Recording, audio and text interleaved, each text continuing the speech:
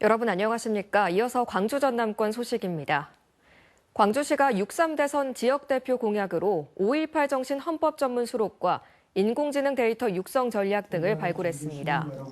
강기정 광주시장은 81조 원 규모의 광주 공약 제안 기자회견을 열고 차기 정부의 미래 먹거리 방향은 세계 지식산업 흐름에 맞춰 인공지능 연구 개발에 집중할 수밖에 없다며 이번 대선 전국은 인공지능 데이터 인프라가 풍부한 광주를 국내 최대 데이터 거래 도시로 성장시키는 지렛대가 될 것이라고 강조했습니다.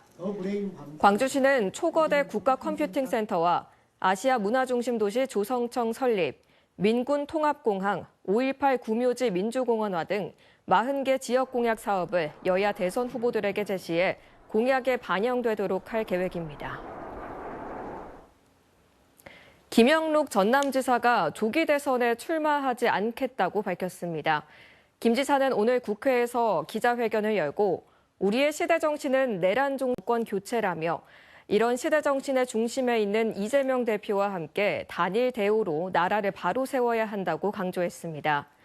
김 지사는 12.3 비상계엄 이후 SNS를 통해 정치적 입장을 밝혀왔고 지난 2월에는 기자회견을 통해 대선 출마 의사를 밝힌 바 있습니다. 6.3 대선 출마 선언 후 광주를 찾은 김두관 전 의원은 어차피 대통령은 이재명, 이른바 어대명 경선으로는 압도적 정권 교체를 장담할 수 없다며 완전 국민 경선제로 범진보 진영 대표 대선 후보를 선출하자고 제안했습니다. 더불어민주당에서 가장 먼저 대선에 출마한 김 전 의원은 확실한 내란 세력 진압을 위해서는 범민주, 진보, 개혁 세력의 통합 정치가 필요하다며 이같이 주장했습니다. 김 전 의원은 그러면서 광주의 희생과 교훈이 없었더라면 불법 개혁 극복도 없었을 것이라며 고비마다 민주주의를 지켜온 광주 정신으로 분권형 개헌을 추진해 제왕적 대통령제의 폐해를 막아달라고 강조하기도 했습니다. 미국 정부가 우리나라에 대해 25% 상호 관세 부과를 발표한 가운데 전남도가 오늘 관세정책 비상경제대책회의를 갖고 지역기업 피해 최소화 등 대응 방안을 논의했습니다.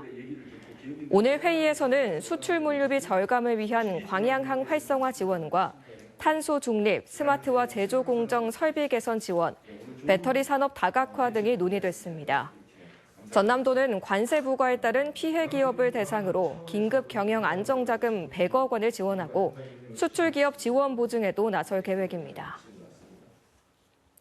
오늘 아침 8시쯤 장성군 황룡면의 자동차 부품 생산 공장에서 공장 직원인 53살 서모 씨가 기계에 끼이는 사고가 났습니다. 동료에 의해 발견된 서 씨는 심정지 상태로 병원으로 옮겨졌지만 숨졌습니다. 경찰은 기계를 점검하던 중에 갑자기 기계가 작동하면서 사고가 난 걸로 보고 정확한 경위를 조사하고 있습니다. 오늘 오전 10시쯤 광주 북구 누문동의 한 도로에서 승용차와 트럭, 시내버스가 잇따라 부딪혔습니다.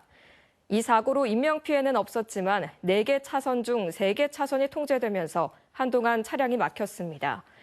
경찰은 승용차가 앞서가던 트럭을 들이받고 이 여파로 트럭이 멈춰있던 시내버스와 부딪힌 것으로 보고 정확한 경위를 조사하고 있습니다. 5.18 기념재단과 광주 지역 교원단체가 오는 19일 2025 기억과 연대를 위한 평화 걷기 행사를 엽니다. 5.18 민주광장, 3.1 만세운동길 등 광주시의 역사 기념 공간을 따라 걷는 이번 행사는 역사적 아픔을 기억하고 연대하면서 건강한 민주주의 사회로 나아가자는 취지로 마련됐습니다.